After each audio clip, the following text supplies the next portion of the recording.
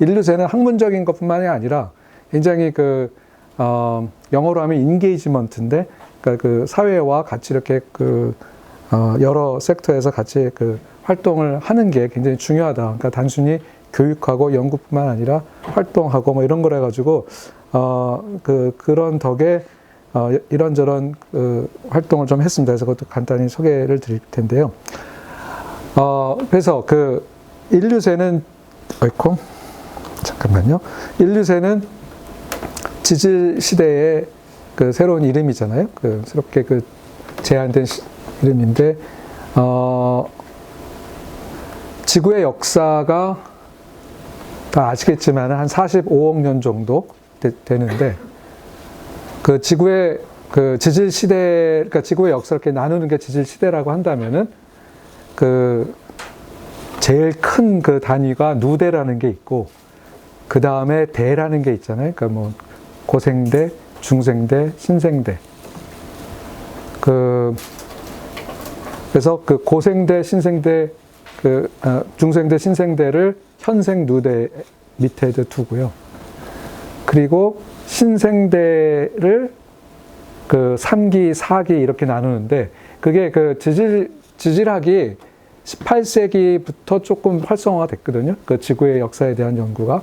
그래서 18세기, 19세기 거치면서 했는데, 처음 그거는, 1기, 2기, 3기, 4기 이렇게 나눴습니다. 그래서 1기가 고생대가 됐고, 2기가 중생대가 됐고, 3기, 4기가 신생대가 됐습니다. 그래서 지금도 신생대를 3기, 4기로 나누는데, 3기에 그거를 나눠가지고 뭐 이름을 좀 바꾸기도 했는데, 근데 지금 우리가 관심 있는 건 지금 4기이고요. 4기는 플라이스토세라는 게 있고, 그 다음에 홀로세라는 게 있는데, 플라이스토세는, 제가 요걸 말씀드린 거는 인류의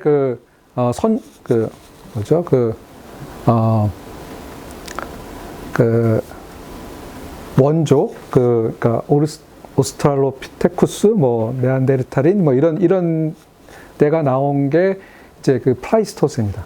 플라이스토세의 그게 이제 한 300만 년 전, 뭐 이때쯤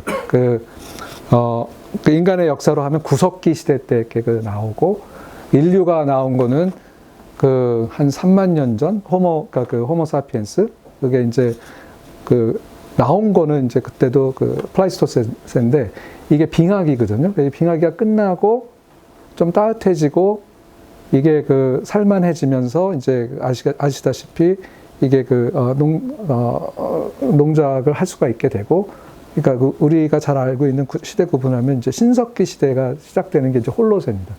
그게 11,700년 전쯤부터 이렇게 시작된 게 지금 이렇게 쭉 간 건데, 시대 구분을 이렇게 제가 말씀드리는 거는 약간 감을 갖고 계시는 게 필요한 게, 이게 11,700년 전부터 지금까지를 이제 홀로세라고 해가지고 크게 변화가 없는 안정된, 근데 이게 한 20세기쯤 들어와가지고 급작스럽게, 그러니까 그 전부터도 뭐 오르락내리락 하는 변화는 있었는데, 예전과는 좀 전혀 다른 어떤 큰 변화가 생겼다라고 해가지고 새로운 지질 시대를 만들자라고 한 게 이제 인류세거든요. 그게 이제 언제 시작했느냐가 이제 굉장히 중요한 그런 논쟁거리입니다. 그거에 대해서 말씀드릴 텐데요. 그래서 제가 지난 몇 년간 이제 일을 하면서 인류세 연구의 특징을 이렇게 좀 종합을 해봤습니다. 그래서 말씀드리면은 굉장히 다학문적이다. 이게 다학문적이라고 하면 영어로 하면 multidisciplinary거든요. 근데 이게 interdisciplinary를 여러 가지를 이렇게 모은 거로 생각이 될 텐데, 인터보다는 여러 개가 독립적인 여러 분야가 독립적으로 이렇게 같이 발전을 하면서 서로 도움을 주는, 그러니까 그 사이에 어떤 새로운 거를 만든, 뭐 트랜스디시플리너리 뭐 이런 거보다도 멀티디시플리너리라는 그런 개념을 가지고 많이 설명을 합니다. 그래서 융복합이라고 우리가 굉장히 친숙한 용어가 있는데, 융합보다는 복합에 조금 더 가까운 그런 특징이 있고요. 그래서 자연과학 분야에서는 예를 들면 지질학, 지구 시스템 과학 뭐 이런 쪽에서는 이 경계 문제 언제 시작했느냐, 홀로세가 끝나고 인류세가 시작됐다고 한다면은 그게 언제 시작했느냐, 시작점을 잡기 어렵다면은 과연 인류세가 어떤 지질 시대의 걸로 가치가 있느냐, 뭐 이런 논란이 있고요. 인문사회에서는 그러면은 이제 인간의 활동으로 인해서 이런 큰 변화가 있다고 했는데, 그럼 어떤 원인이 뭐냐? 경제, 사회, 어떤 시스템의 변화가 있었다고 하는데 그 원인이 중요한 거 아니냐? 그래서 이제 뭐 자본세 얘기도 나오고, 등등 얘기가 나옵니다. 그래서 그 의미를 찾고, 원인을 찾고, 그러면서 근대성에 대한 근본적인 성찰을 우리가 해야 된다. 라는 얘기를 하고 있습니다. 그래서 인문사회는 인문사회 안에서 나름의 논쟁이 굉장히 크게 있고요. 그런데 사실은 인류세에 대해서 어떤 분야보다도 더 강하게 이거를 받아들이고 적극적으로 분야를 일으키는데 새로운 어떤 연구를 개척하는 그런 분야가 문화예술 분야인 것 같습니다. 왜냐? 미래를 상상하고 물론 과거도 성찰을 하지만은 미래를 상상하는 게 문화예술 쪽에 굉장히 특징적인 활동이잖아요. 그래서 그게 이제 활동으로 인하고 운동으로 가는 그런 걸로 해서 문화예술 쪽에서 인류세, 그러니까 논쟁이 있다는 건 알지만 그거를 다 따지기보다는 그냥 쭉 나가가지고 상상하고 활동하는. 그래서 문화예술 쪽에 굉장히 임프레시브한 좋은 일들이 많이 있다.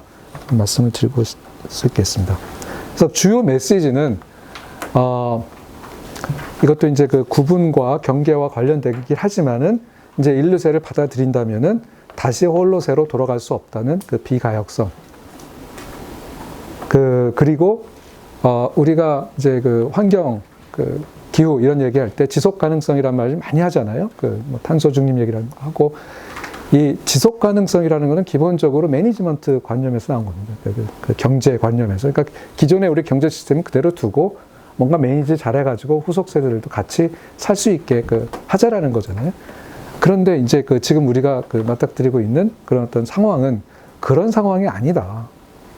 이런 지속 가능성을 해가지고 이렇게 후세에 넘기는 그거를 넘어서는 심각한 어떤 상황이고, 그거는 그래가지고 우리가 과연 이 지구라는 행성에서 생존할 수가 있을까? 거주할 수 있을까? 그러니까 생존 가능성, 리버빌리티라고 하면 거주 가능성, 헤비터빌리티 이런 말들을 단어 자체도 바꿔야 되는 거 아니라는 그런 얘기를 하고 있습니다. 그래서 궁극적으로는 계속 말씀드리겠지만은 우리 활동에 대한 성찰. 그러니까 이게 성찰성은 사실은 옛날 포스트 모더니즘이나 이쪽에서 계속 나왔던 얘기긴 하지만은 조금 더 심각한 레벨의 성찰이 필요하다라는 얘기를 하고 있습니다. 이게 어떻게 보면 이렇게 커다란 인문사회 쪽에 던지는 메시지라고 볼 수가 있을 것 같고요. 그래서 이 다학문적 기원을 조금 말씀을 드리면은, 그러면서 이제 흐름 속에서 저희 연구센터가 어떻게 자리하는지도 말씀드리려고 합니다. 인류세라는 개념은 잘 아시겠지만은 지질학에서 먼저 나온 게 아니고요. 지구 시스템 과학을 하시던 분들이 제기를 한 겁니다. 파울 크리천이라는 분은 막스 플랑크에서 연구를 하고 계시던 분이지만 네덜란드 분입니다. 화학자고요. 대기 화학자인데 토양을 연구를 해가지고 토양에서 있는 어떤 발견되는 분자, 예를 들면 질소화합물이 어떻게 하늘로 올라가가지고 오존을 깨는가. 그 메커니즘을 밝힌 분입니다. 근데 이 질소화합물이 왜 갑자기 문제가 됐을까요?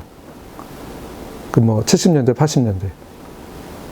화학 비료를 많이 써가지고 예전보다는 상상할 수 없을 정도로 많이 생겨가지고 그게 올라가가지고 이제 깨기 시작한다라는 메커니즘을 발견한 사람입니다.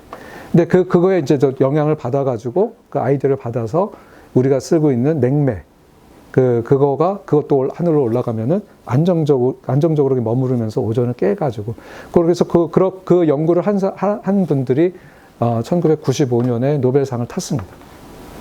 노벨상을 탔지만은 굉장히 중요한 그 연구긴 하지만 사실은 그 노벨상을 받는 뭐 그 여러 가지 연구 중에 큰 주류는 아닌 그 비주류에 있는 분들이 이런 연구들을 한 거예요. 그 큰 펀딩을 받고 막 이렇게 하는 그런 분들이 아닌 거죠. 근데 그 파울 크리천이 어느 학회에 갔습니다. 갔는데 사람들이 발표를 하는데 이거는 전혀 그 우리가 살고 있는 그 지구가 최근 한 몇십 년 동안 전혀 다른 지구로 진입했다라는 것을 깨달은 거죠. 뭐 그전부터 알고 있었지만 이건 정말 다른 그 식으로 설명을 해야 된다. 그런 그 관점에서 이제 더 이상 그 홀로세라는 말 쓰지 말고 새로운 말을 쓰자라고 하면서 인간이 미래에서 봤을 때는 인간이 굉장히 그 주인이 돼가지고 화석적인 증거가 될 수 있는 그런 거로 생각을 해가지고 앤트로포신이라는 말을 제안을 했다고 합니다. IGBP라는 거는 인터내셔널 글로벌 아니죠? 인터내셔널 지오피지컬 지오스피어 바이오스피어 프로그램이거든요. 이게 그러니까 과학자들의 이 IGBP는 1987년에 생겼고요. 그러니까 글로벌 체인지를 연구하는 그 과학자들의 연합입니다. 그런 건데 우리가 잘 알고 있는 IPCC가 1988년에 생겼습니다. 그거는 UN 산하에 생긴 거고요. 이거는 독립적으로. 그래서 약간 겹치는데 이분들도 IPCC에서 같이 또 연구도 하고 겹쳐가지고 나중에는 2015년인가 IGBP가 이제 활동을 그만두고 IPCC가 이제 주로 이렇게 일을 하게 되는 그런 상황이 됐습니다. 같이 일했던 호주의 윌 스테판 박사고요. 그래서 이제 끝나고 뉴스레터에 공식적으로 앤트로포신이라는 말을 이때만 해도 소문자였죠. 그래서 제기를 했고 이때 스토머라는 사람이 이제 여기 저자로 들어 있는데 그 이유는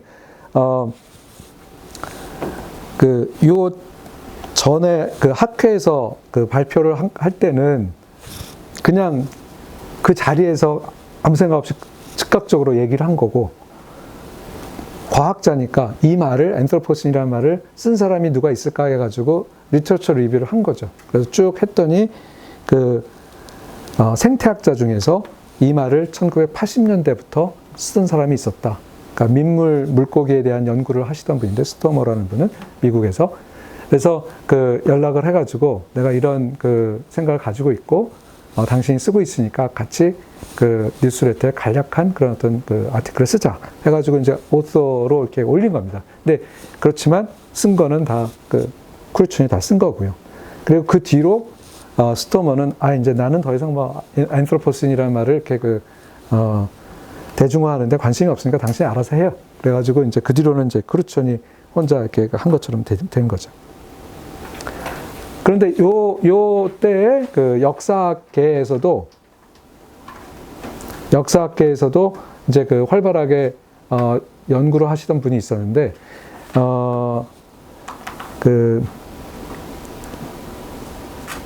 환경사를 연구하는 사람들은 꽤 많았습니다. 근데 그거를 어떤 지역을 넘어서 글로벌 차원에서 연구를 개척한 사람은 많지 않았는데 그 일을 한 사람이 미국의 존 맥닐이라는 역사학자입니다.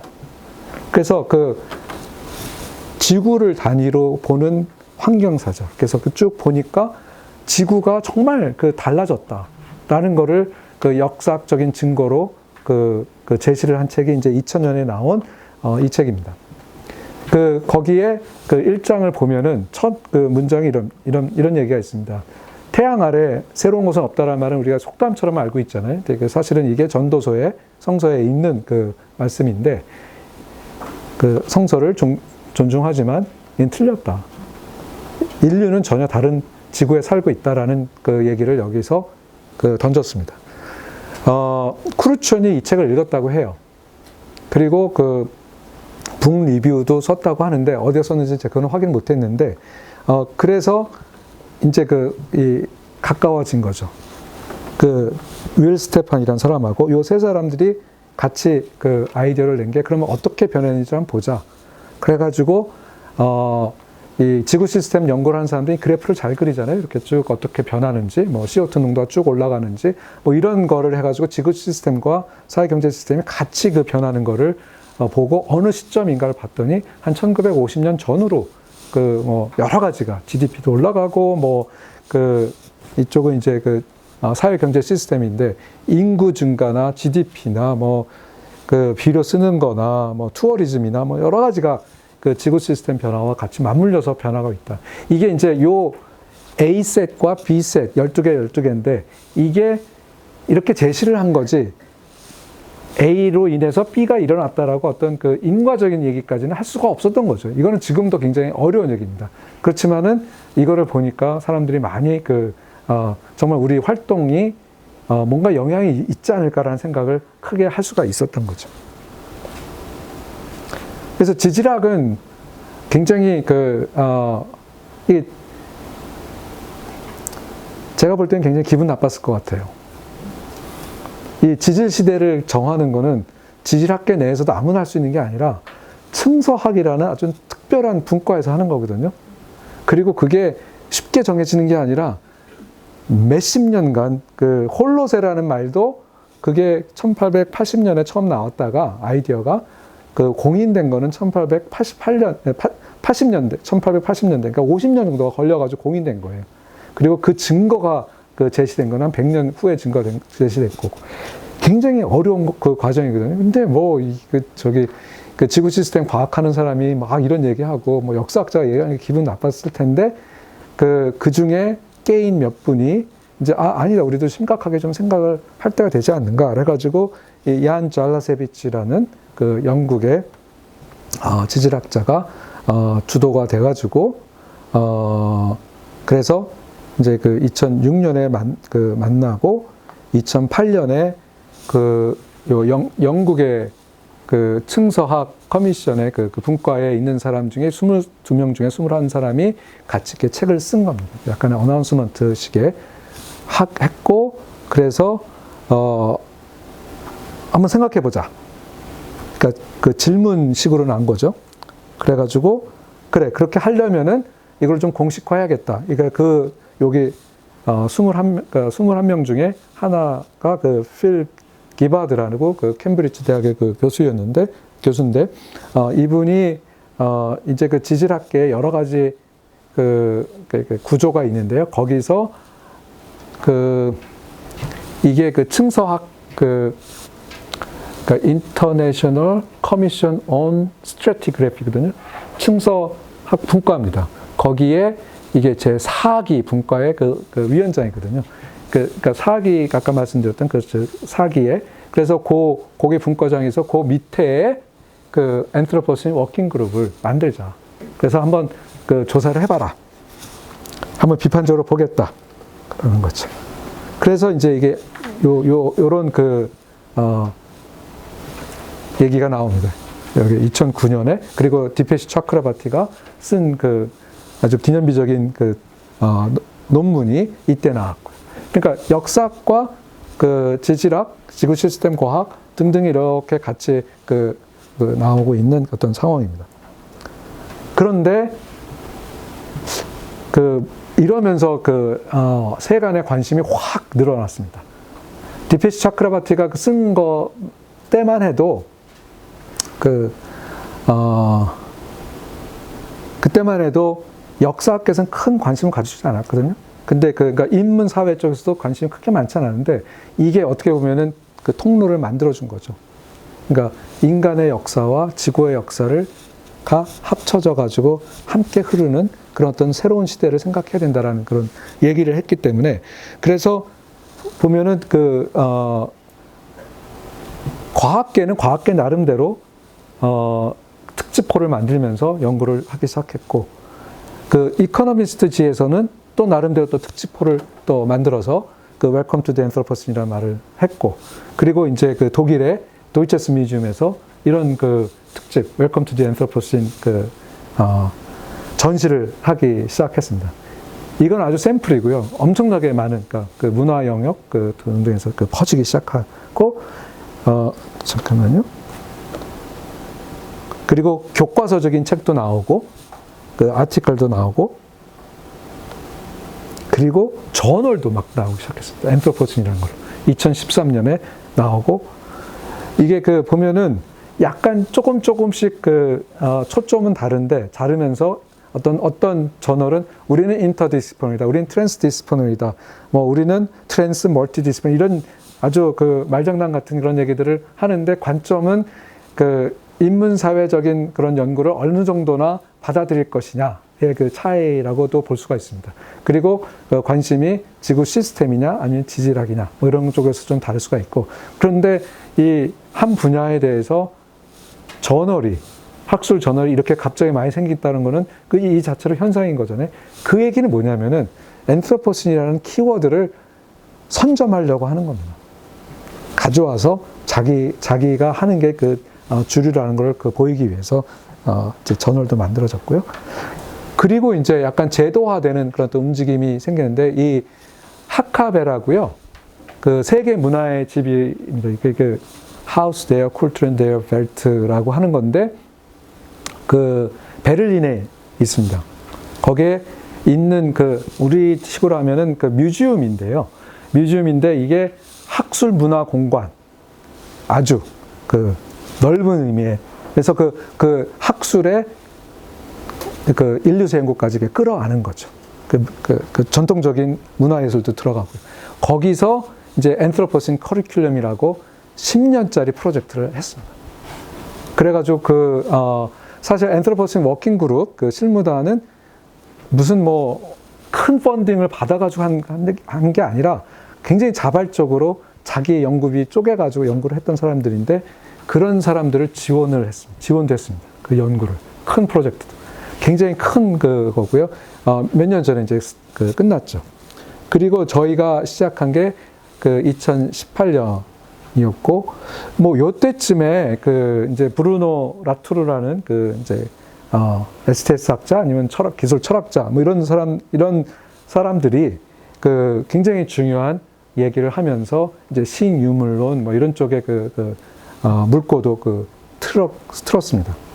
그리고 그 최근에 막스 플랑크 연구소에서 이제 앤트로포신이라는 말 대신에 그 지오 앤트로폴로지, 그러니까 지구 인류학이라는 말을 하면서 이제 하는 건 비슷합니다. 그러니까 그 지구 시스템적인 연구, 그리고 그 역사적인 연구, 그리고 사회 시스템에 대한 연구. 근데 거기에는 이제 고고학 뭐 이런 것도 좀 더 들어가가지고 그 연구를 하고 있고요.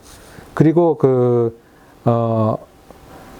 스웨덴에 있는 왕립공대에서도 이제 그 인류세 역사학 센터라는 걸 최근에 또 만들어가지고 하고 있습니다. 그래서 약간의 그 제도화되고 있는 그런 어떤 모습들을 보이고 있는데, 이제 그 2016년에 예비 투표가 있었고, 2019년에 투표를 해가지고, 그 실무단에서 이제 갈 것이냐 말 것이냐, 그래서 그 보팅을 해서 그 압도적으로 갈 것으로 가자 해가지고 프로포저를 2013년에 냈고, 2024년에 이제 그 결과로 이제 부결이 됐습니다. 그 얘기를 좀 더 드리겠습니다. 그 전에 이제 우리 센터가 시작한 거는 2018년이고, 연구재단의 이공계 그 사업입니다. 그 융합연구센터라고요. 그 Convergence Research Center 프로그램인데, 그거를 7년간 받았고, 굉장히 큰 규모로 했습니다. 그래서 이공계 교수 한 7명, 인문사회 쪽 7명. 근데 제가 어떻게 이제 그 센터장이 돼가지고, 원래는 그 인문사회 쪽을 한 20% 정도만 들어도 되는데, 제가 50대 50 정도로 했고, 물론 펀딩은 이공계 쪽에서 많이 가져갔지만 우리 쪽에, 그래가지고 이공계 쪽에 네트워크 같은 게 조금 더 만들어졌다고 저는 생각을 하고 있고요. 이런 4개의 그룹으로 나눠가지고 이게 인류세로 인해서 인간의 활동으로 인해서 변하고 손상된 지구를 센싱하는 그런 어떤 그룹이 있고, 그리고 어떻게 살 것이냐라는 그 고민하는 가버너닝하고 이네비팅, 이게 이 두 그룹은 나중에 합쳐졌습니다. 그리고 이제 문화예술 쪽으로 좀 더 하는 이매지닝 그 그룹으로 이렇게 나눠서 했고요. 그래서 이런 여러 가지 활동을 했는데, 이거는 저거는 말씀드렸고, 이거는 서울시립과학관에 여기서 멀지 않은 곳에 있는데, 지금도 전시가 돼 있을 겁니다. 그리고 제가 이제 주제넘게 여기저기 그 미술관에서 발표를 했던 것들을 모아봤습니다. 그리고 이런 일들을 출판을 했고요. 그래가지고 작년에 어떻게 더 이어갈 수 있을까 했는데, 그때 연구재단의 글로벌 인문사회 융합연구라는 프로그램이 새로 시작됐습니다. 예전부터 이제 글로벌 프로그램들이 좀 있었지만, 그거를 연구소형이라고 해가지고, 꽤 큰 규모로 시작됐는데, 이거를, 저희가 인류세에 아까 잠깐 보여드린 대가속을 중심으로 연구를 하겠다. 그러니까 한국에서는 이게 변한다. 그러면 지구가 변한다. 그러면 그게 와닿지가 않잖아요. 그렇지만 그게 적어도 동아시아 아니면 한반도 이런 식으로 생각을 하면은 조금 더 가깝게 올 수가 있기 때문에, 그런 어떤 구체적인 얘기들을 집어넣자라는 그런 생각으로 이제 제안을 했던 거고요. 그리고 이제 교토대와 이제 핵심이 돼가지고 우리가 다른 그룹들과 이제 연계를 해서 하고 있습니다. 그래서 남은 시간이 한 10여 분 정도 남았나요? 거의 끝났네. 아니요, 맞습니다. 10여 분. 네, 10여 분 동안에 인류세가 무엇인가라는 거에 중요한 파트가 사실은 이 경계에 대한 그런 문제고, 그건 과학 논쟁인데, 그 과학 논쟁을 조금 소개를 드리겠습니다. 그게 왜 중요한지, 어떤 게 이슈가 되는지를 말씀을 드리겠습니다. 이 경계를 얘기를 할 때, 이 동시성이라는 싱크로네이티라는 게 굉장히 중요합니다. 이게 어느 지역에만 있으면 안 되고, 이게 전 지구에서 동시에 같이 발견되는 어떤 마커를 얘기를 하고, 그런 다음에 정해야 되는, 그게 이제 지질학계, 그러니까 층서학계, 어떻게 보면은 그게 컨벤션인데요. 그런데 그거는 우리의 바램이고, 사실은 지역마다 조금씩 다르잖아요. 그러니까 이게 그리고 나름대로 거기에서의 기후 변화나 뭐 이런 것들도 있으니까, 이게 다른 다이아크로니티, 그러니까 시대를 해가지고 나오는 그런 어떤 통시성의 문제가 있는데, 요거가 처음부터 이슈가 됐습니다. 그래서 2015년에 나온 논문을 보면은 이제 잘라세비츠나 뭐 그런 사람들은 크루첸 포함해가지고요. 그래가지고 사실 파울 크루첸은 그런 생각을 전혀 못하고, 지질학적인 개념은 없었으니까 그냥 산업혁명을 시작점으로 보자라는 얘기를 했었는데, 지질학적으로 보니까 큰 변화가 두드러지게 나타난 거는 20세기 중반이다라는 얘기를 했습니다. 이거는 동시성을 염두에 두고 한 겁니다. 거기에 이런 역사학자들도 들어가 있던 겁니다. 그런데 거기에 대해서 비슷한 시기에 마찬가지로 에치워스나 뭐 이런 사람, 에치워스는 고고학자입니다. 고고학자는 구석기 시대 때 사람들이 뭘 가지고 도구를 썼는가, 신석기 시대 때 어떤 걸 했는가, 그리고 연구를 하면서 농업 활동이 전 지구적으로 어떻게 일어났고, 그래서 어떤 변화가 일어났는가, 이런 연구를 하는 거거든요. 그런 분들의 입장에서는 인간의 활동으로 지구가 변한 거는 아주 옛날부터 있었다. 이게 최근 현상이 아니다.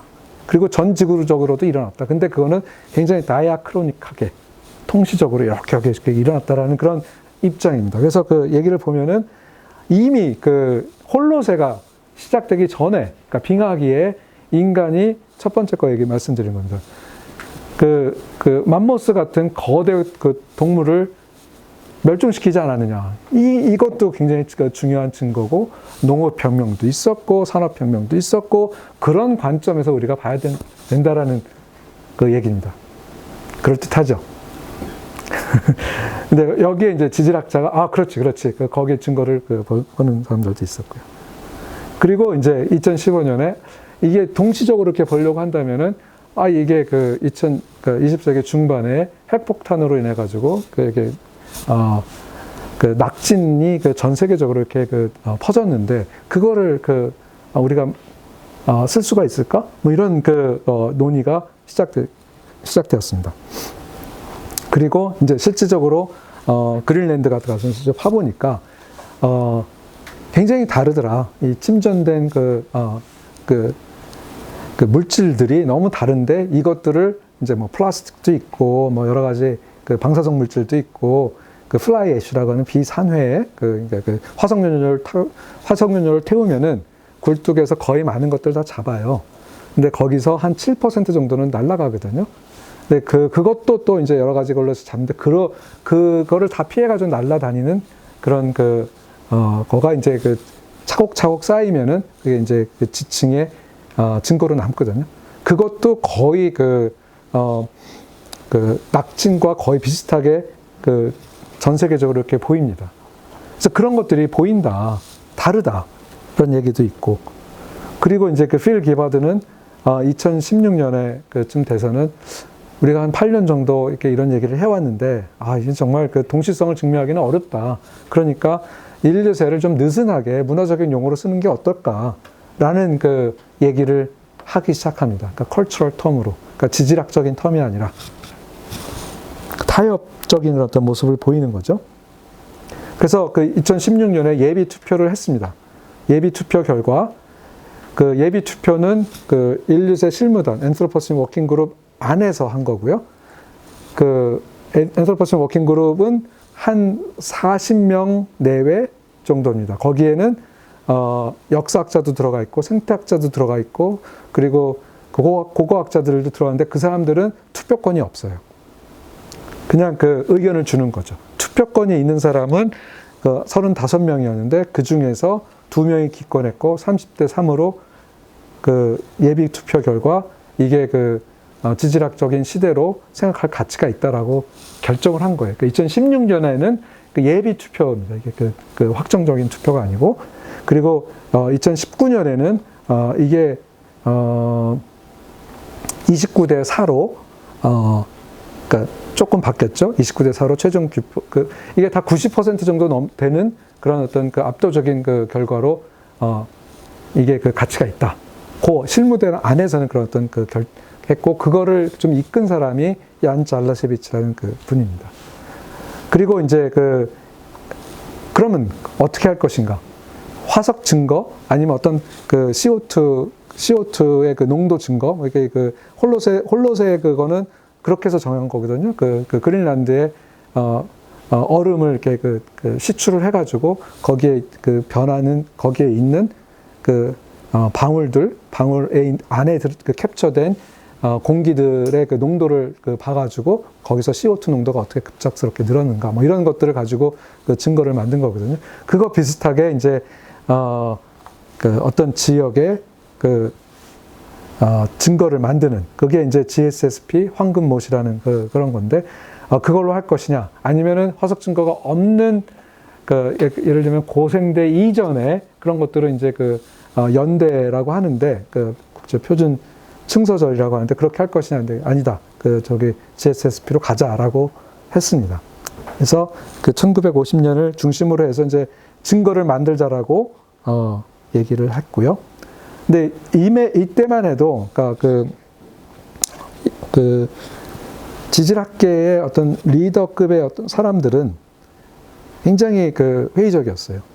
그 중에 대표적인 사람이 스탠 핀이라는 사람인데 미국의 지질학자인데 일단 우리의 그러니까 인간의 수명이 70년, 80년 이렇게 되는데 이 지질 시대를 그거랑 비슷할 정도로 만드는 게 되냐? 1950년으로 하면은 이때쯤 되면 우리 수명보다도 짧은데 그게 받아들일 수 있겠느냐? 굉장히 자기적이죠. 그러니까 어느 누구도 100년은 안 된다. 뭐 이런 얘기를 한 적은 없거든요. 그리고 또한 이게 기후 위기가 굉장히 심화됐으니까 그걸 가지고 활용하는 그 어떤 정치적인 드라이브가 있어서 한 거 아니냐라는 그런 비판이 있었습니다. 그래서 이거를 보면은 이게 기바드하고 그 잘라세비치하고 뭐 콜린 워터스 이런 사람들이 이제 엔트로포신 워킹 그룹의 그 주요 인물인데 그 윗단계에 있었던 사람들이 점점 더 위로 더 올라가요. 이게 실무단이고 이게 제4기를 담당하는 거고 층서학이고 여기가 지질학 전체거든요. 지질학 International Union of Geological Science라고 합니다. 이게 Sciences입니다. 여러 그 과학들을 다 하는 건데 이제 피니가 여기 세크레터리 제너럴 되고 올라가가지고 기바드가 여기에 또 세크레터리 제너럴 그 총무를 맡는 그 사무총장이죠. 그런 어떤 역할을 하면서 이제 그 잘라셰비츠나 이런 쪽에 있는 사람들하고 이제 그 충돌을 이렇게 벌어지는 어떤 모습을 보입니다. 그래서 이제 예비 투표 이후에 또 계속 이제 그 논쟁이 이루어졌습니다. 그래서 이제 이제 본격적으로 잘라세비치나 그런 사람들은 이제 하겠다라는 얘기를 하고 얘기를 하는 게 층서 기록이 얇은 거는 사실이지만 그러나 이게 공시적으로 싱크로너스로 전 지구에서 발견이 되고 그리고 인류세의 원인은 우리가 알고 있는 그 전통적인 지질시대의 원인과는 다르고 그리고 그래서 정치사회적인 의미 부여가 가능하지만 이런 우리가 하려는 과학적인 증거와 정치적인 어떤 해석은 다른 거다. 그러니까 엔트로포신 워킹 그룹은 과학에 기반해서 우리가 뭔가를 만들려고 한다. 근데 그렇게 해석하는 거는 얼마든지 가능하다. 그런 거죠. 그렇지만 이제 예전부터 좀 했던 사람은 이제 윌리엄 러더만이라는 사람은 생태학자입니다.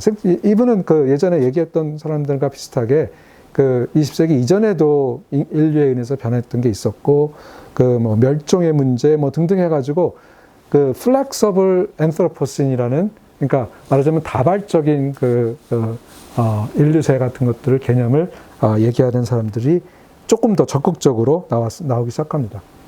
거기에 대해서 물론 우리가 그런 이전에 있었던 인간의 활동으로 인해서 변했던 지구의 모습을 인정은 하지만 알고 있고 그렇지만은 이게 20세기에 들어와서는 너무 크게 변했기 때문에 이건 좀 구분해서 해야 되고 그래서 인류세는 여기에 특징적으로 설명을 해야 된다라는 그런 입장입니다. 여기에 이제 다 존 맥닐 이런 사람들이 계속 힘을 실어주고 있고요. 그래서 이제 2020년에 가서 이제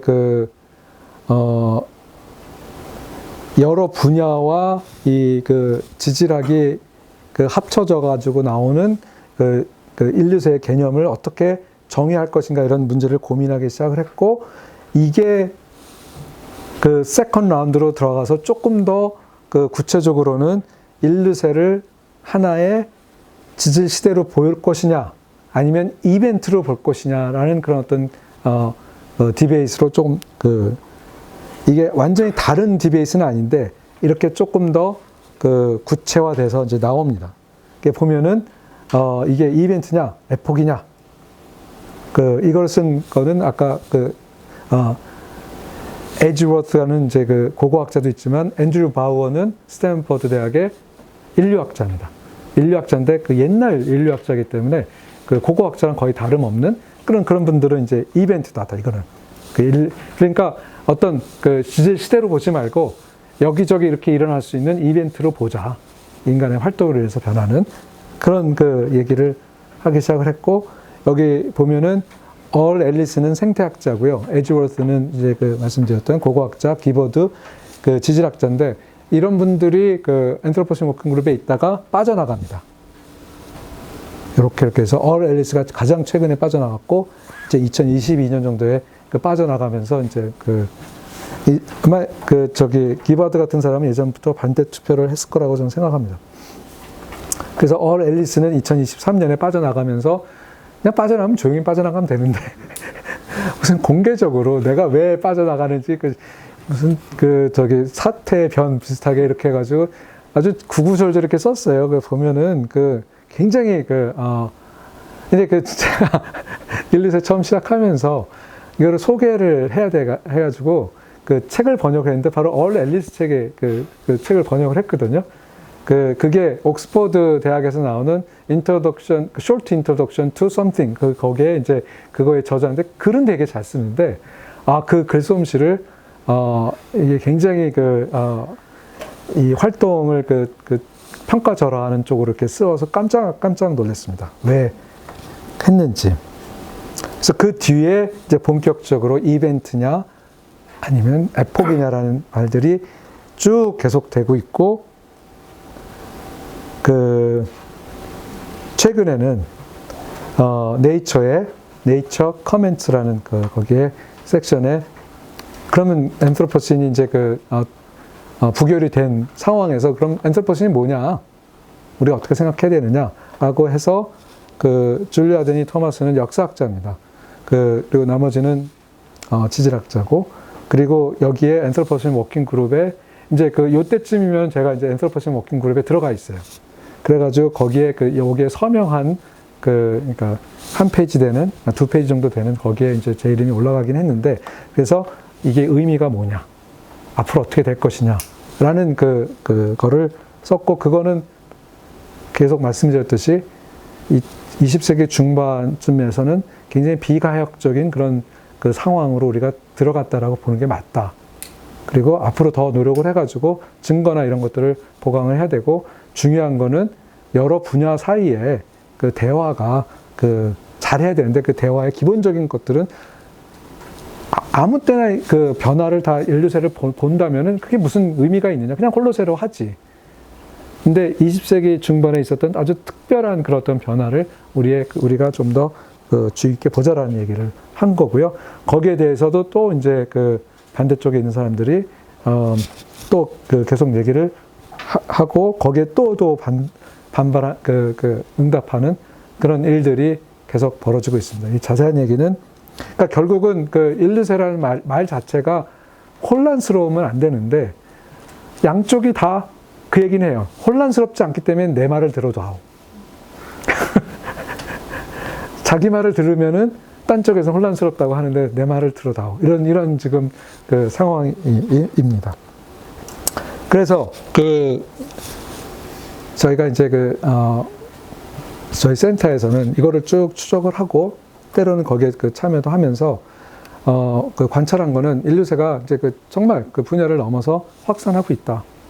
심지어는 과학 분야에서도 굉장히 치열하게 있고, 그리고 거기에 다른 분야가 여러 방식으로 이제 들어가 있고, 그리고 제가 이제 학생이랑 연구를 하면서 발견한 게 이 GSSP 황금못을 어떤 동시적인 걸 기준으로 해가지고 하는 시스템이 1970년대에 만들어졌거든요. 그러니까 IUGS에서 총회에서 이렇게 하자라고 한 게, 근데 과학의 활동 중에서 어떤 표준을 정하고 거기에 따르자라고 하는 거는 새로운 발견을 하고 실험적인 사실을 만들고 하는 과학과는 다르다라는 말이 이미 그때부터 있었더라고요. 그거를 노모티브 사이언스라고 그거를 주도했던 한 사람이 얘기를 하는 거예요. 그걸 규범적 과학이라고 하는 거예요. 그렇지 않고 발견을 하고 뭐 이렇게 실험 사실을 이렇게 축적해 나간 거는 실증적 과학이라고, 포지티브 사이언스. 이 두 가지를 구분을 하면은 사실 지금 벌어지고 있는 여러 가지 이벤트, 논란을 이해하는 데 도움이 되겠다라고 이제 저희들은 제안을 하는 거죠. 그러니까 우리가 지금 디베이트는 상대성 법칙이 맞느냐 안 맞느냐에 대한 디베이트이 아닌 거예요. 그래가지고 여러 가치 같은 것들이 들어갈 수가 있고, 거기에 또 지금은 인문사회 쪽에 있는 사람들도 거기에 점핑해서 들어가 있는 그런 거고, 그리고 조금 더 실용적인 측면에서는 이게 어떤 식으로 결과가 나오든 이걸 어떻게 사용하는 게 좋을 것인가. 그거는 우리가 이게 그러니까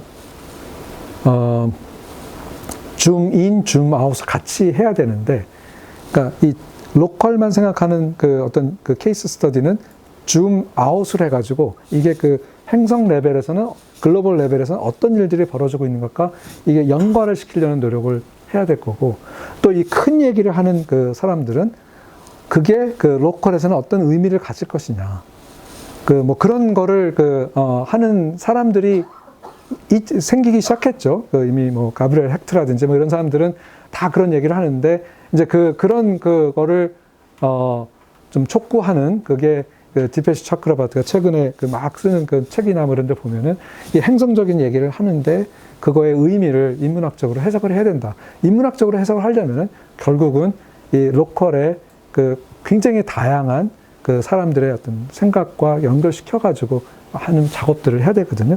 그래서 사실 모빌리티 연구단의 연구 성과가 기대가 됩니다. 그래서 이게 제 마지막 슬라이드가 될 텐데요. 그래서 홀로세와 일르세는 아까 비가역적인 그런 얘기를 했는데 결국은 인간의 조건이 달라진 거예요.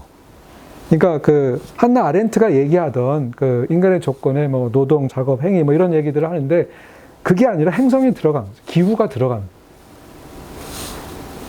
그냥 과학이 아니라 이건 기후, 그러니까 인간의 조건에 행성이 들어갔다고 했을 때 우리는 어떤 얘기를 할 수가 있냐면은 대가속이 있고 굉장히 불안정한 상황에서 여러 가지들을 얘기를 해야 되고, 그러니까 인프라가 만들어지고 부서지고 깨지고 이런 얘기들이 계속 나오는 거잖아요. 그리고 그 관계가 예전에는 인간과 인간 관계만 계속 얘기를 했던 건데 그게 아니라 인간과 비인간은 어떻고 기계는 어떻게 들어가고 이런 얘기들이 강하게 들어가야 된다는 그 얘기입니다. 그리고 가치도 그전에는 인간과 인간 관계니까 인권의 확장이 가장 중요한 문제고 자유의 신장, 확산 이런 게 자유평등 이런 게 중요했다고 한다면 그것만이 아니고 정말 공존하고 지구 자체의 어떤 권리를 우리가 인정을 하는 그런 쪽으로 가야 되는 거 아닌가. 그런 의미에서 행정적인 측면에서 불평등 얘기도 해야 된다라는 그런 생각을 하고 있습니다. 네, 이것으로 마치겠습니다.